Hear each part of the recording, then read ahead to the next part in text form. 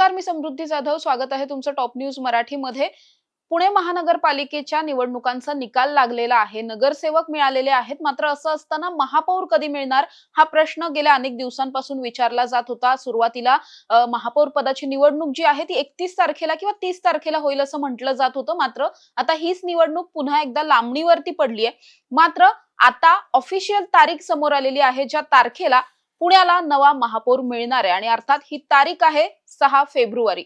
6 February दिवशी महापौर निवडणुकीची जी काही प्रक्रिया असते ती सगळी पूर्ण होणार आहे. त्या दिवशी मतदान होणार आहे आणि त्याच्यानंतर ही जी काही निवडणुकीची प्रक्रिया असते ती अंतिम टप्प्यात होऊन त्याच दिवशी पहिली विशेष सभा होणार आहे आणि या विशेष सभेच्या नंतर महापौर जे आहेत ते पुणे शहराला मिळणार आहेत. खरं तर 29 महानगरपालिकांचे निकाल लागल्याच्या नंतर प्रत्येक महानगरपालिकेला आपल्याला महापौर कधी मिळतोय असं सगळ्यांनाच उत्सुकता होती. त्याविषयीचे जे काही निवडणुकीचे कार्यक्रम असतात ते कार्यक्रम जाहीर होण्याची वाट सगळेच नागरिक जे आहेत ते बघत होते. असं असताना पुण्यामध्ये सुद्धा सेम कंडिशन होती.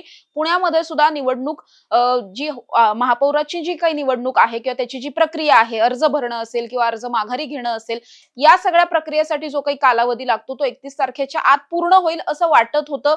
1 फेब्रुवारीला आपल्याला नवा महापौर मिळेल असंही वाटत असतानाच कुठेतरी ही सगळी जी प्रक्रिया असते ती विभागीय आयुक्तांकडून केली जाते. मात्र विभागीय आयुक्तांकडून याविषयीची कुठली अपडेट आलेली नव्हती. त्यामुळेच काल पुणे महानगरपालिकेच्या नगर सचिव विभागाकडून एक पत्र जे आहे ते विभागीय आयुक्तांना पाठवण्यात आलं होतं. यामध्ये आत्ताचा हा महापौर निवडीचा जो कार्यक्रम आहे तो जाहीर करावा असं सांगण्यात आलं होतं आणि त्यानुसार त्यांनी 15 दिवसांची मुदत जी आहे ती मागितली. 15 दिवसांच्या कालावधीमध्ये ही सगळी प्रक्रिया पार पडणार आहे आणि त्याच्यानंतर आज लगेचच म्हणजे काल पत्र पाठवलं आणि आज लगेचच याविषयीचा निर्णय घेण्यात आलेला आहे. तारीख जाहीर करण्यात आली आहे. ही तारीख असणार आहे 6 फेब्रुवारी. 6 फेब्रुवारीला सकाळी 11 वाजता पहिली विशेष सभा होणार आहे आणि त्यापूर्वीचे जे काही अर्ज भरणं असेल किंवा अर्ज माघारी घेणं असेल, हा सगळा कार्यक्रम नेमका किती तारखेला होणार आहे वगैरे याविषयीची सविस्तर माहिती पुढच्या काही वेळात समोर येईल.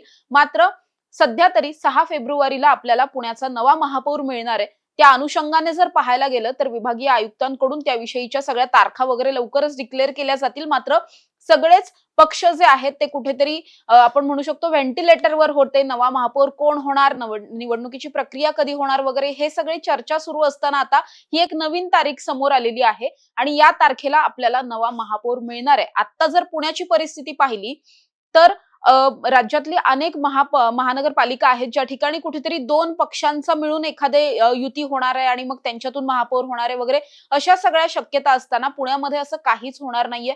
पुण्यामध्ये भाजपनं एक हाती सत्ता टिकवून ठेवलेली पाहायला मिळतेय. यंदाच्या वर्षी 119 नगरसेवक हे भाजपचे पुणे महानगरपालिकेमध्ये जाणार आहेत. त्यामुळे त्यांना कुणाच्याही पाठिंब्याची, युतीची कशाचीच गरज नाहीये.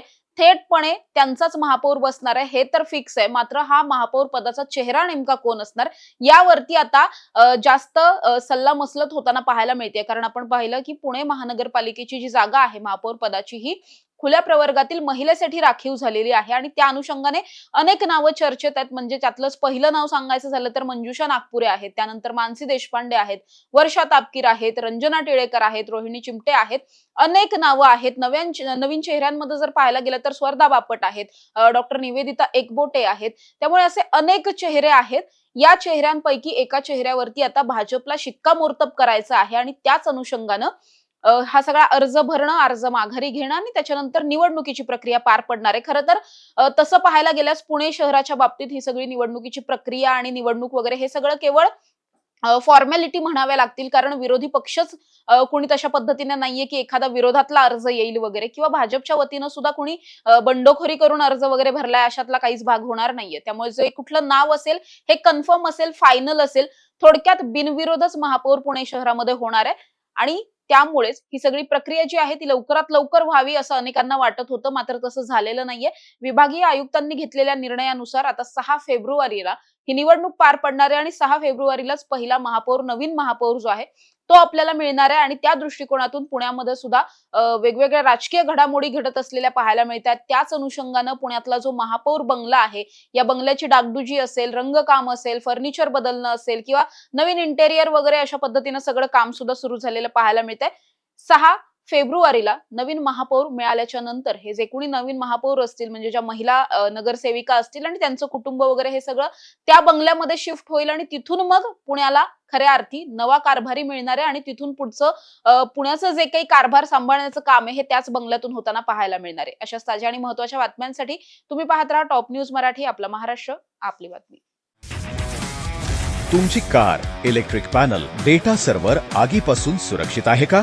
नाही? मग आजच बसवा F protect temperature activated fire suppression device. यामध्ये आहे eco friendly non toxic pressurised liquid जे आग लागल्यास क्षणार्धात ऍक्टिव्हेट होऊन आगीवरती मिळवते नियंत्रण. बसवण्यास अतिशय सोपे आणि सुटसुटीत.